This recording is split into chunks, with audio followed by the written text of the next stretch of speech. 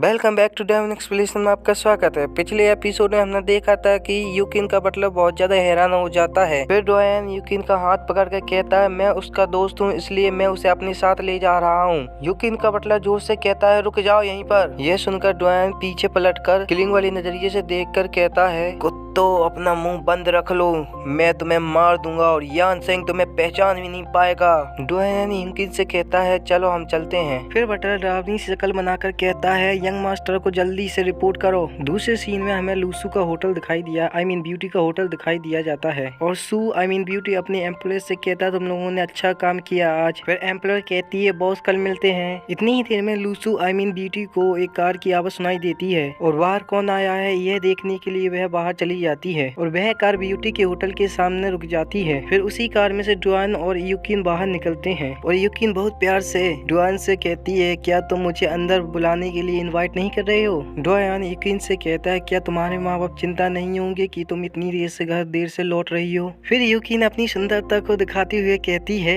तुमने यान चांग को भी पीटा, तो मैं ऐसी चीज के बारे में क्यों चिंता करूंगी और क्या तुम्हें चिंता नहीं करनी चाहिए। तुमने यान चांग को पीटा है, वह आपके लिए परेशानी पैदा करेगा। फिर ब्यूटी रेस्टोरेंट के बाहर आकर कहती है डोयन क्या तुम वापस आ गए हो। ब्यूटी की आवाज सुनकर डोयन बहुत ज्यादा खुश हो जाता है और कहता है सू।